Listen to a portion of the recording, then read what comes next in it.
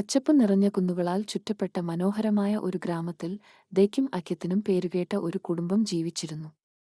പല ഋതുക്കളുടെ ധ്യാനമുള്ള മുത്തശ്ശി ലീല, വയലിൽ വിശ്രമമില്ലാതെ ജോലി ചെയ്യുന്ന പപ്പ ജോൺ, പൂന്തോട്ടം പരിപോഷിപ്പിച്ച മാമ റോസ്, അവരുടെ മക്കളായ ലില്ലി, ബെൻ എന്നിവരടങ്ങുന്നതായിരുന്നു കുടുംബം. ഒരു സുന്ദരമായ പ്രഭാതത്തിൽ ഗ്രാമം ഒരു അപ്രതീക്ഷിത വെല്ലുവിളിയെ അഭിമുഖീകരിച്ചു. വരൾച്ച അവരുടെ വിളകൾക്ക് ഭീഷണിയായി. തങ്ങളുടെ കഠിനാധ്വാനം പാഴാകുമെന്ന് ഭയന്ന് ഗ്രാമവാസികൾ ആശങ്കാകുലരായി. പാപ്പ ജോൺ തന്റെ കുടുംബത്തെ കൂട്ടിപ്പറഞ്ഞു, നമുക്ക് പ്രതീക്ഷയോടെ നിൽക്കുകയും ഒരുമിച്ച് പ്രവർത്തിക്കുകയും വേണം. മുത്തശ്ശി ലീല നിർദ്ദേശിച്ചു, നമുക്ക് അടുത്തുള്ള നദി ഉപയോഗിച്ച് ഒരു ജലസേചന സംവിധാനം നിർമ്മിക്കാം. ഇത് കഠിനാധ്വാനമായിരിക്കും, പക്ഷേ ഒരുമിച്ച് നമുക്ക് അത് നേടാനാകും. അവളുടെ വാക്കുകളിൽ നിന്ന് പ്രചോദനം ഉൾക്കൊണ്ട് കുടുംബം മുഴുവൻ ഗ്രാമത്തെയും അവരുടെ പദ്ധതിയിൽ ഉൾപ്പെടുത്തിക്കൊണ്ട് ജോലി ചെയ്യാൻ തുടങ്ങി.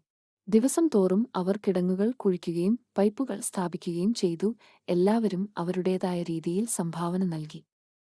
ലില്ലിയും ബെന്നും പാട്ടുകളിലൂടെയും ചിരിയിലൂടെയും മുതിർന്നവരെ ആവേശഭരിതരാക്കി, ആവേശം ഉയർത്തി. അവരുടെ പ്രയത്നങ്ങൾക്ക് ഊർജം പകരാൻ മാമ റോസ് സ്വാദിഷ്ടമായ ഭക്ഷണം തയ്യാറാക്കി. പപ്പ ജോൺ ടീമിനെ കരുത്തോടെയും നിശ്ചയദാർഢ്യത്തോടെയും നയിച്ചു. ആഴ്ചകൾ നീണ്ട പരിശ്രമത്തിനൊടുവിൽ പാടങ്ങളിലേക്ക് വെള്ളം കയറി. വിളകൾ വീണ്ടും തഴച്ചുവളരാൻ തുടങ്ങി. ഗ്രാമം വരൾച്ചയിൽ നിന്ന് രക്ഷപ്പെട്ടു. കുടുംബത്തിന്റെ നേതൃത്വത്തിനും അക്യത്തിന്റെ ശക്തിക്കും നന്ദി പറഞ്ഞ് ഗ്രാമവാസികൾ വലിയ വിരുന്നോടെ ആഘോഷിച്ചു.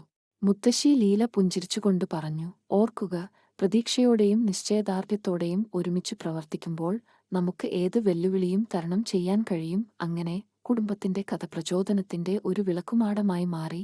അക്യത്തിനും സ്ഥിരോത്സാഹത്തിനും ഇരുണ്ട സമയങ്ങളിൽ പോലും പ്രകാശം നൽകുമെന്ന് എല്ലാവരെയും ഓർമ്മിപ്പിക്കുന്നു.